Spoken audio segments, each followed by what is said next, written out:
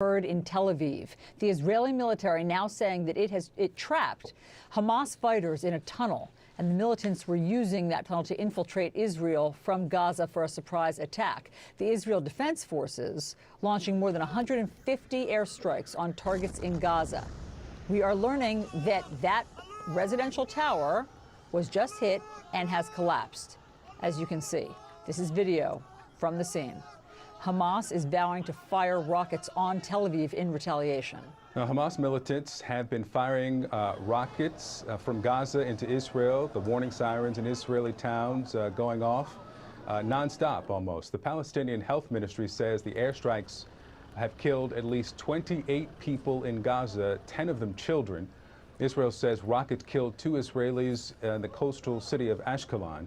CNN's Hadas Gold is there in Ashkelon where rockets have been falling. She's joining us. CNN's Oren Lieberman is at the Pentagon. So let's start with Hadas. You are in a shelter there. Tell us what the situation is like right now.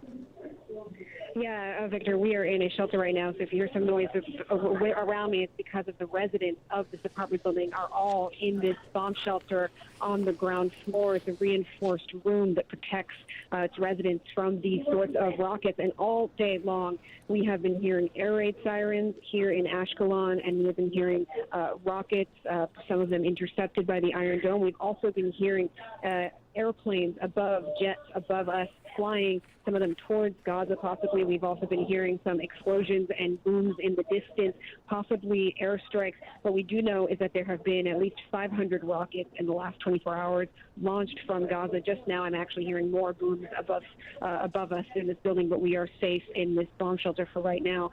More than 500 rockets in less than 24 hours. And as you noted, there have been casualties in Israel. 2 Israelis killed, at least 17 injured. Palestinian Health Ministry in Gaza saying at 28 Palestinians have been killed, including at least 9 children, more than 120 injured. The Israeli military says it's investigating any of those civilian casualties. And just in the last few minutes, we have seen that Tel Aviv has come under rocket attacks as well. Sirens sounding in Tel Aviv. That is very unusual. That is a new escalation. Typically, when these rocket attacks happen, they rarely reach as far as Tel Aviv. And keep in mind that yesterday in the evening, Jerusalem was targeted with several rockets. Prime Minister Benjamin Netanyahu saying in a video earlier today that Hamas would be hit in a way that they did not anticipate. The Israeli military telling us they have struck more than 300 targets in Gaza, as you noted, including tunnels. They say they've killed at least 20 militants, including the commander of the Islamic Jihad anti-tank missile unit. And in the last few hours, we did see those videos of that tower block in Gaza, the Hanadi Tower. We understand it has about 13 floors, with around 40 apartments and offices. From what we understand, the Israeli military fired 4 warning rounds before hitting the building with the airstrike. We're trying to get more information on exactly what happened there, but escalating tensions here. This is a situation that this region that Israel and Gaza have not experienced in many, many years. It's been quite a while before we've seen this amount of activity of rockets. And I can tell you that just being here in Ashkelon for the day, it's just been nonstop air raid sirens, nonstop rockets, and just explosions that we're hearing. It's a very, very tense time here. Hadas, we saw that. We saw your live shots earlier where the sirens were going off and you and your crew had to run for cover. Your reporting on the ground there is really capturing for us just how much this is escalating. So, Oren, give us the context. How did it get to this point, and what does it mean that these explosions are now, being heard and, as Hadas said, in Tel Aviv? Well, in my 6 years there, which ended not long ago, and in fact, since the end of the 2014 war, we haven't seen rockets fired as far as Tel Aviv, especially not a barrage of rockets. Only once, a couple of years ago, was there a single rocket fire that went beyond Tel Aviv and struck a house in a town near Tel Aviv, but never this sort of rocket fire. Hadas is exactly right. When we've seen about a dozen of these rounds of fighting over the past few years, they go in stages. First, it tends to be rockets fired on the immediate area outside of Gaza, and then, if it continues, there is an escalation and the rockets get more and more powerful. But since the end of the 2014 war, we haven't seen rockets fired on Tel Aviv. We haven't seen rockets fired on Jerusalem Jerusalem, in fact, which we saw last night. And that's an indication of where this is going, which is to say a larger scale war, an ongoing conflict is certainly not out of the question. And there doesn't appear to be an off-ramp at this stage, as we have seen in past rounds of fighting. This started in Jerusalem, and that gives you an idea of the sensitivity and the importance of Jerusalem, that this is still ongoing. It began as an ongoing legal battle over a number of homes in a neighborhood called Sheikh Jarrah, just north of the old city of Jerusalem in East Jerusalem. There was an Israeli organization that was trying to evict a number of Palestinian families out of their homes, and there was a high court decision expected on that.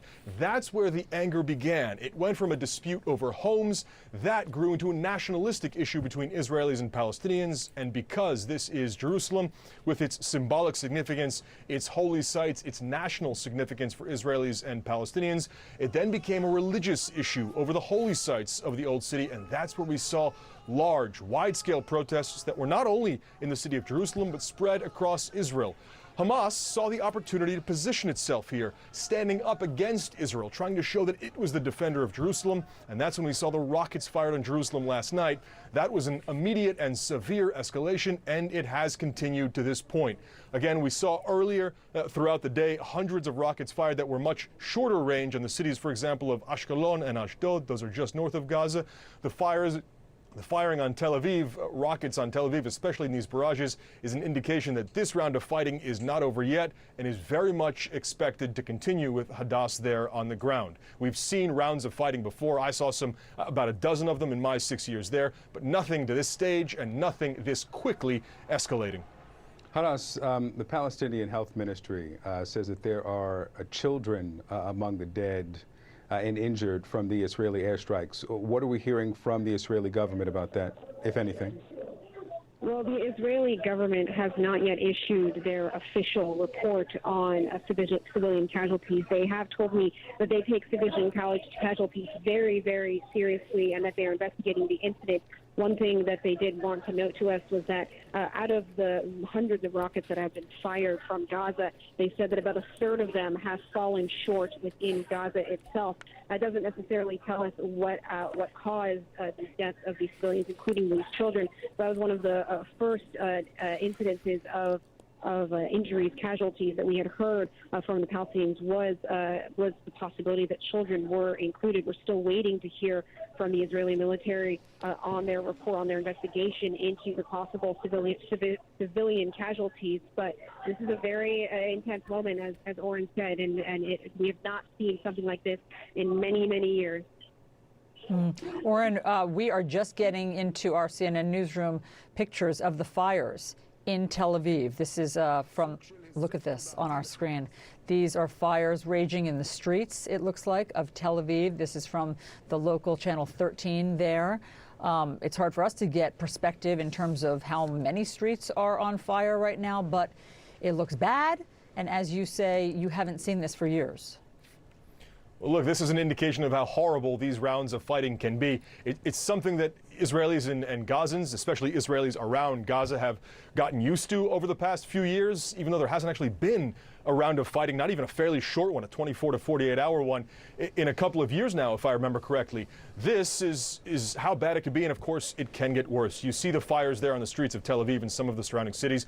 We saw the images from Gaza, that residential building destroyed, the smoke pouring out of it, and make no mistake about it, there are people injured and killed on both sides here. This is violence, this is fighting, and it can lead to war, which means it can get worse. Israel has already called up thousands of reservists. Perhaps there is a preparation for the possibility of a ground incursion, and the moment something like that happens, this will be just the beginning. Is there an indication or a statement from the IDF that they intend to do that? No, there isn't. But when we've seen reservists being called up in the past when it comes to Gaza, it means there is at least the preparation for the possibility of something like that. And that, too, as we've seen with rockets on Gaza, as we've seen before, that, too, would be an escalation.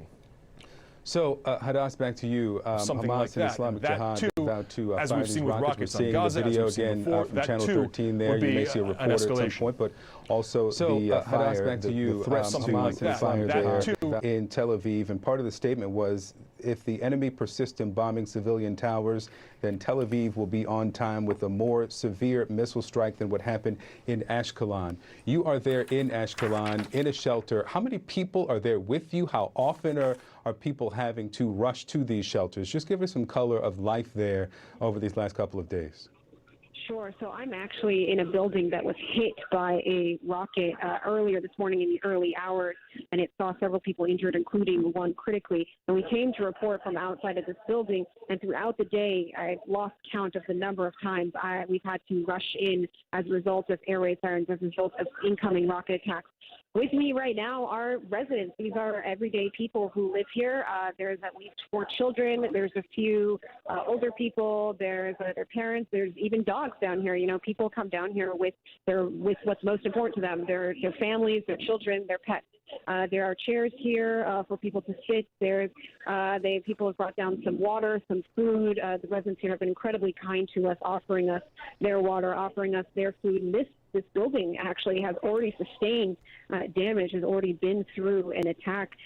So they have just been coming in and out of this shelter throughout the day. The children, for the most part, have been staying close to the shelter. The parents asking them to stay inside. Occasionally, when there has been a lull through the day, that we've been going outside. We've been trying to report from outside, and sometimes the children and people with the dogs will go out into the streets. But the moment you hear those air raid sirens, you have seconds to get into a shelter, especially with where we are, as close as we are to Gaza. You have just usually they say about 15 to 30 seconds to make your way into the building, make your way into a protected place. And right now, Israeli officials are warning people, a large swath of the country, to stay close to the protected parts of their building.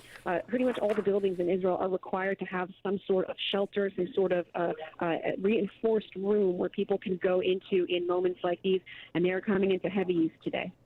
Hadass, Oren, please stand by for us. We want to go right now to CNN's Elliot Gokin in Tel Aviv. Elliot, tell us what you're seeing on the streets there.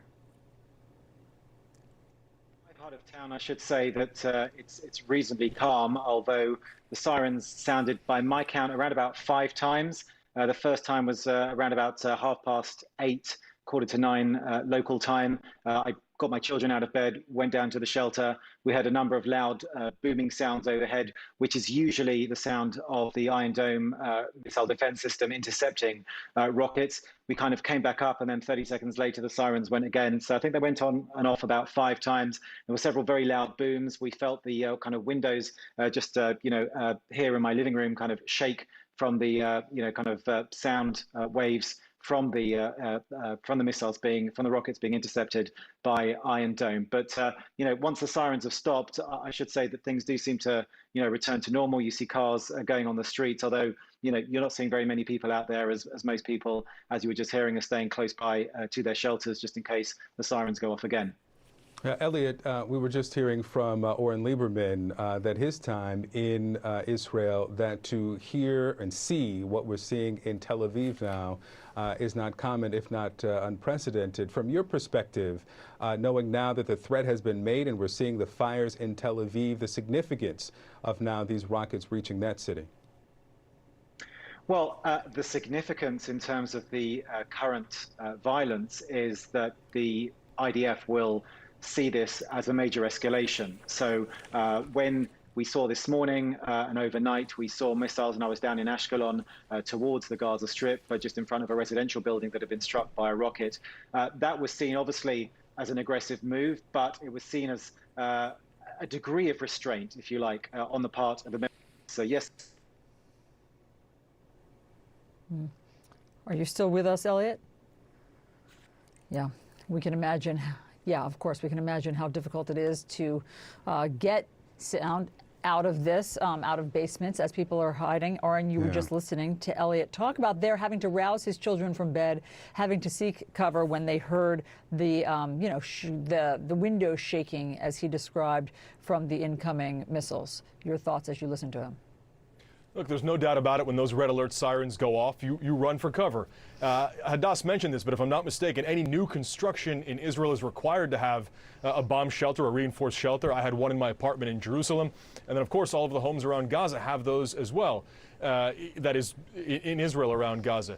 it's a terrifying feeling to have to run to those. I've stood on the border of Gaza many times and had to run into one of the roadside bomb shelters, and they have those as well in case you're driving and the red alert sirens go off. And they go off, they fill the air, and they are frankly a reminder of the fighting that can sometimes happen and the need to think about safety first. I do want to point out that as people are running for cover in Israel, the exact same is happening in Gaza. There are civilians, there are women and children there who are also running for cover as this fighting continues. People there who don't support Hamas, don't support Islamic Jihad, but need to protect themselves from ongoing fighting, just as there are Israelis who are not part of the Israeli military who are running for cover now. This, if it doesn't end, will play out countless times over the coming hours, perhaps over the coming days, and you have to consider the possibility that it will happen over the coming weeks. In the rounds of fighting that I saw in my time there were always pretty quickly UN and Egyptian efforts behind the scenes to try to calm things down, acting as intermediaries between Israel and between Gaza. I would imagine those efforts are ongoing right now, but at this moment, it doesn't look like they have any chance of succeeding, of finding some way to de-escalate the situation. It is very much on the rise, with a situation that is quickly deteriorating as more powerful rockets and therefore more powerful airstrikes against larger targets. All right, we've got Elliot Gokin back on the line with us. Elliot, you were talking about how the IDF would see this as an escalation now, what we're seeing in Tel Aviv. I want you to pick up with that line, but also take a bit of what we heard from Oren there, that there are other players here who are calling for calm, who are calling for de-escalation from Israel, and the likelihood that that will be adhered to considering the flames in Tel Aviv tonight.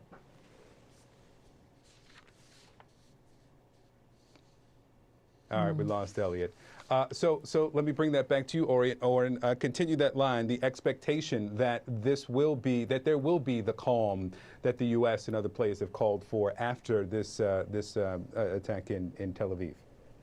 It's simply difficult looking at the pictures we've seen now, not only the pictures we're looking at right this very moment of a street that's Rishon LeZion, which is a city near Tel Aviv. The fire's burning there. A bus was hit, if I'm not mistaken, an empty bus, if I'm not mistaken, but also the residential building that was destroyed in Gaza and the other targets hit there. Having seen many rounds of fighting, it's simply difficult to see a situation now where there is a ceasefire tonight, for example, or a ceasefire early tomorrow morning. It's not impossible, but it certainly doesn't look to be the likely situation. Up until this point, the conventional wisdom was that Prime Minister Benjamin Netanyahu doesn't want a war and that Hamas doesn't want a war. Hamas was too busy trying to figure out how to govern Gaza as well as manage the relationship vis-a-vis Israel. And Netanyahu has, for years, tried to avoid a war with Hamas, a war with Gaza, because of the cost of a war and the cost of sending ground troops into Gaza. At this point, even if that's what neither side wanted at the beginning, it looks like that's where this is headed. In the past, it was obvious when this fighting started, the concessions that Hamas was looking for. That doesn't seem as obvious right now. What is Hamas looking for? If Hamas is looking to make a stand against Israel, that's an indication that this fighting may continue. Israel, it seems, feels, based on statements made by the Prime Minister, that it too has a statement it needs to make to Gaza. And therefore, it doesn't look like we're about to enter just 24, 48, 72 hours of fighting, but this could continue for days, perhaps weeks. It's difficult to say at this point, even as the international community and those working behind the scene are trying to get this to somehow de-escalate. Oren, thank you very much for all of your reporting. Our thanks also to Hadass for her reporting, as well as to Elliot, both of whom are taking shelter right now, but still on the ground, able to report for us. We are grateful to all of you.